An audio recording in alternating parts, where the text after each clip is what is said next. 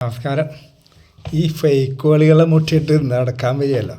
ഞാനിപ്പോൾ 2 ദിവസമായിട്ട് എനിക്ക് വല്ലാത്തൊരു ഡിസ്റ്റർബ്.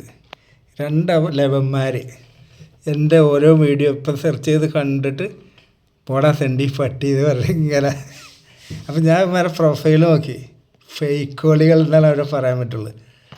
തന്തേ നിറപാടുമില്ല. എന്തവരുടെ ഉദ്ദേശം എന്നറിയില്ല. നമ്മളിപ്പോൾ ഒരു വീഡിയോ ഇട്ടാൽ അതിനെപ്പറ്റി ഒരു കമൻറ്റ് അല്ലെങ്കിൽ അത് ഞാൻ പറഞ്ഞത് ശരിയല്ല എന്ന് പറഞ്ഞിട്ട് ഇന്ന കാരണങ്ങളുണ്ടെന്ന് പറയല്ല, വെറുതെ തെറി വിളിക്കുക. ഒരു മനസ്സുഖം, അവർ സുഖിച്ചോട്ടെ. ഞാനിപ്പോൾ വന്നത് എന്തിനാണെന്നറിയാം, എൻ്റെ ഫിലിപ്പേട്ടൻ അങ്ങനത്തെ ഫിലിപ്പേട്ടനല്ല എന്ന് പറയണം. ഫിലിപ്പേട്ടനെ പറ്റി ഇപ്പോൾ ഒരുപാട് കെട്ടഴിഞ്ഞുകൊണ്ട് നിൽക്കുക. ഇപ്പോൾ നിലമ്പൂർ DYSP ലതീഷിനാണ് ഈ കേസ് മഞ്ചേരി പോലീസ് മേധാവി ഏൽപ്പിച്ചു കൊടുത്തേക്കണം. കാരണം ഈ കേസിൻ്റെ ഇമ്പോർട്ടൻസ് ഒരു സാധാരണക്കാരൻ ചെയ്ത തെറ്റല്ല, ഒരു പോലീസുകാരൻ, അതും സമൂഹത്തിന് നല്ലത് പറഞ്ഞ് മോട്ടിവേഷൻ കൊടുത്തിരുന്ന ഒരാളാവുമ്പോൾ അതിന് പ്രാധാന്യം കൂടും. ഇനിയിപ്പോൾ ഞാൻ വേറൊരു സത്യം പറഞ്ഞുതരാം. ഒരു പോലീസുകാരൻ എന്ന് പറഞ്ഞാൽ അവനെ ഏറ്റവും ക്രിമിനലുകളെ പറ്റി അറിയുന്ന ഒരാളാണ്.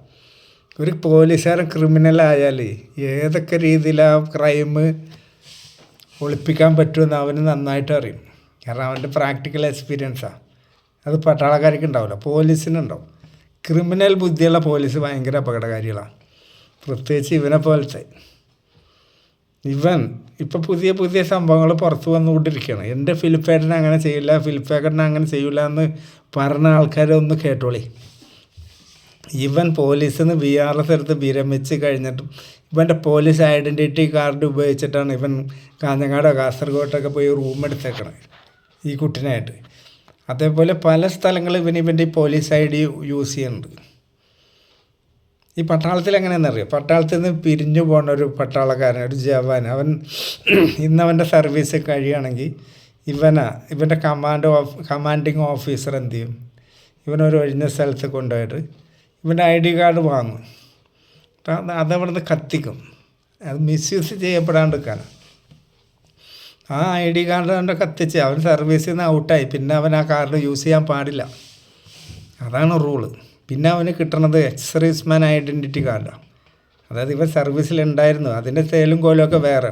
മറ്റേത് ആംഡ് ഫോഴ്സസ് ഇന്ത്യ എന്നൊക്കെ പറഞ്ഞിട്ടുള്ള ഒരു ഗെറ്റപ്പ് ID കാർഡാണ് ഉണ്ടാവുക.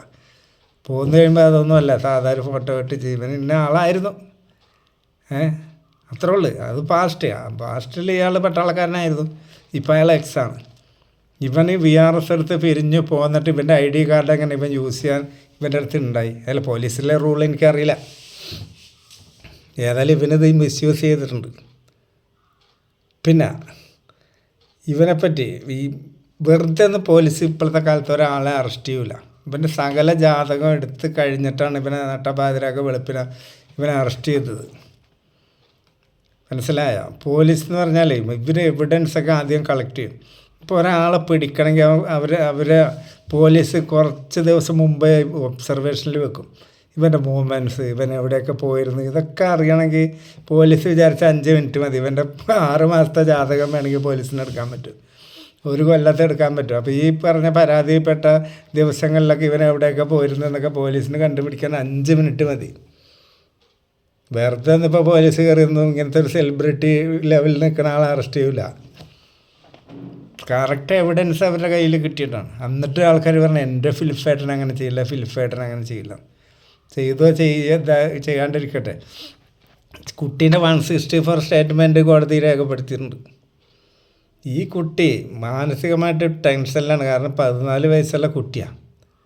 ഈ കുട്ടി എങ്ങനെയായാലും ഒരു പ്രായപൂർത്തിയായ ഒരു പെണ്ണിൻ്റെ പക്വത ഉണ്ടാവില്ല. ഇതൊരു തെറ്റാണ് ചെയ്തതെന്ന് നല്ല ബോധ്യം ഉണ്ടാവും. അപ്പോൾ സ്വഭാവത്തിനൊക്കെ വ്യത്യാസം വരും. അങ്ങനെയാണ് ടീച്ചർ ഇവളുടെ സ്വഭാവത്തിന് വ്യത്യാസം കണ്ടപ്പോൾ എന്താ മോളെ എന്നിൻ്റെ പ്രശ്നം, അങ്ങനെ കൗൺസിലിങ്ങിന് ഒരു സിസ്റ്റർ വന്നപ്പോൾ ആ സിസ്റ്റർ ഈ കുട്ടീനോട് കൂടുതൽ ഇടപഴകി. അപ്പോഴാണ് ഈ കുട്ടി മനസ്സ് തുറന്നത്. അതിന് ശേഷം പോലീസ് ഇവൻ്റെ ജാതകം ഫുള്ളെടുത്ത് വെറുതെ ഒന്നുമല്ല ഇപ്പോൾ റിമാൻഡിലുള്ളത്.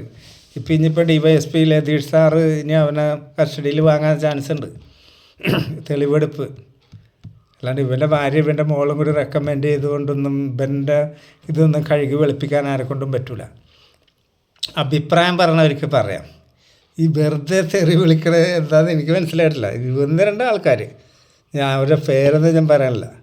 അപ്പം ഞാൻ കഴിഞ്ഞ ദിവസം ലൈവിൽ വന്നപ്പോഴും ഉണ്ടല്ലോ, അപ്പോൾ അടിയിൽ വന്ന് തെറി പറഞ്ഞ ആൾക്കാരൊക്കെ ഉണ്ട്. ഇവരുടെയൊക്കെ ഉദ്ദേശം വേറെയാണ്. നമ്മളെ മാനസികമായിട്ട് ഞാനിതൊക്കെ കേട്ട് തളർന്ന് പോകണം, ഇങ്ങനത്തെ വീഡിയോകളൊന്നും ചെയ്യരുത്, അങ്ങനത്തെ എന്തെങ്കിലും ഉദ്ദേശം ഉണ്ടെങ്കിലുണ്ടല്ലോ അത് മടക്കി പോക്കറ്റിലിട്ടാൽ മതി മക്കളെ. അന്താരാഷ്ട്ര തെറിയോളജിസ്റ്റാണ് ഞാൻ. എനിക്ക് തെറിയൊന്നും കേട്ടാൽ ഒന്നും ആവില്ല. ഞാൻ ഇതിലെ കേട്ട് ഇതിലെ വിടുന്ന ആളാണ്. ഞാൻ പറയാനുള്ളത് പറഞ്ഞുകൊണ്ടേ ഇരിക്കും. അപ്പോൾ എൻ്റെ ഫിലിഫേട്ടൻ അങ്ങനത്തെ ഫിലിഫേട്ടനല്ല. അങ്ങനെ വിശ്വസിച്ച് ചില ആൾക്കാർ ഇപ്പോഴും കഴിയുന്നുണ്ട്. അതിനൊന്നും ഇപ്പം മെഡിസിൻ ഇല്ല, നോ മെഡിസിൻ. ഏതായാലും ഫിലിഫേട്ടനും ഇപ്പോൾ ഏതായാലും മഞ്ചേരി സബ് ജയിലിൽ നല്ല സൗകര്യത്തിലാണ് കഴിയണത്. അപ്പോൾ ലതീഷ് സാറ് DYSP ഒരു കേസിൻ്റെ ഗൗരവം അനുസരിച്ചാണ് കൂടുതലും ഈ ഉയർന്ന റാങ്കിലുള്ള പോലീസ് ഉദ്യോഗസ്ഥർ ഇത് ഏൽപ്പിക്കൽ. പിന്നെ പട്ടികജാതിയിൽപ്പെട്ട കുട്ടികളാണെങ്കിൽ പോക്സോ കേസാണെങ്കിലും ഉയർന്ന റാങ്കിലുള്ളവർ അന്വേഷിക്കും. ഇത് എന്ത് വകുപ്പാണെന്ന് അറിയില്ല. ഏതായാലും മലപ്പുറം പോലീസ് മേധാവി ഈ കേസ് നിലമ്പൂർ DYSPനെ ഏൽപ്പിച്ചിട്ടുണ്ട്. ഇനി കാര്യങ്ങളൊക്കെ അവരെ ചിക്കിച്ചക്കഞ്ഞ് എടുത്തോളും.